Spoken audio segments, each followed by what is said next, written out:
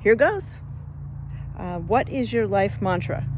It used to be awesome at 80 because I was a competitive powerlifter, kind of came into that totally by accident and unintentionally, but it ended up saving me from a lot of probably dislocations in that period of time that I was in my life, because the muscle really helped support my joints. And I'm pretty small stature. I'm 130 pounds. And back when I was powerlifting, I was 115.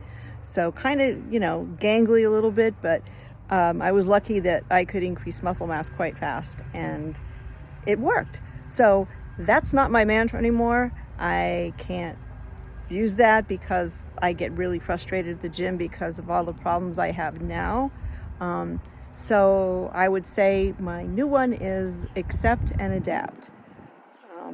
I think it's the Marine Corps uses accept, adapt, overcome, but I don't like the overcome part because you just kind of have to accept and adapt when you have a chronic illness.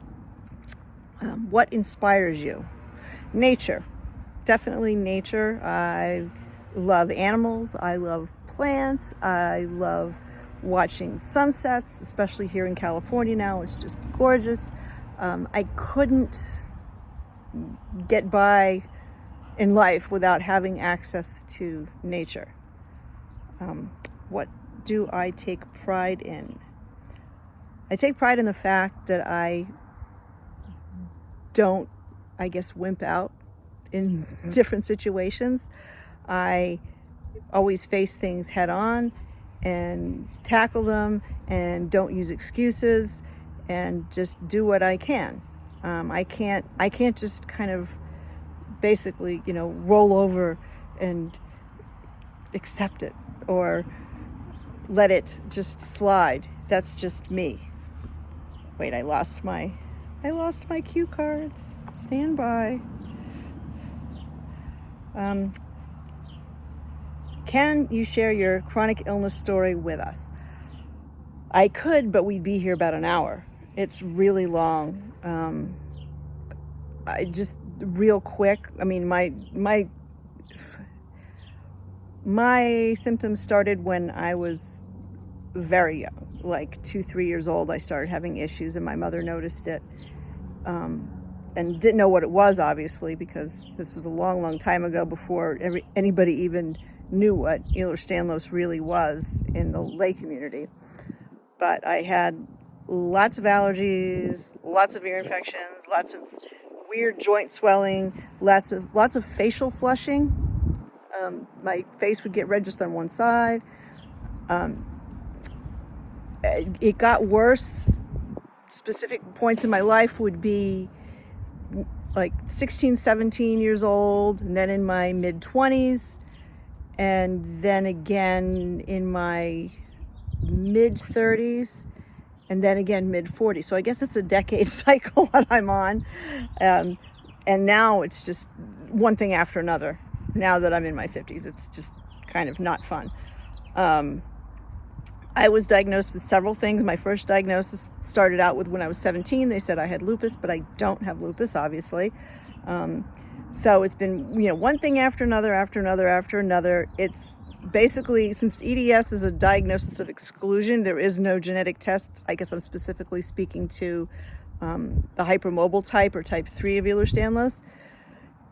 So there's a lot of comorbidities that go with that as well, and they're all diagnoses of exclusion. There's not some simple test you can take and, you have this. It's not that way. So it's still a fight. I have my diagnoses for my EDS and all my comorbidities, but getting care is another nightmare. So what is your biggest daily challenge? Wondering how I'm going to make it through the day. I can start out wonderful, feel good when I wake up, step on the floor, and all of a sudden my hips don't want to work. So there goes the day, and I have to struggle not to show how bad it is to my husband, because he gets frustrated with the fact that I'm, gimpy and can't do things, and it's frustrating to him. So I think that's my daily challenge. Just getting through the day without complaining a lot, without upsetting my husband, and keeping myself busy with things as much as I can so I don't think about how crappy I feel. What is a secret perk to my condition? I look younger than I am, I think anyway. My skin is kind of, it's that weirdly stretchy thing, and especially on my face, it's kind of bizarrely stretchy, but I have relatively decent skin. So I think that's about the only secret perk I have. What fact about you surprises people the most? I used to be a police officer. I was a competitive powerlifter. That surprises people. The fact I don't have kids. I chose not to have kids a long time ago before I had the chronic illness, but having a chronic illness would definitely have figured into that decision. But I made the decision many, many, many, many decades ago. And it's just something that people, they don't relate to a lot of times. So I guess that's the one thing. What's the one thing I cannot live without? There's so many things. I would say being outside in nature. That's the one.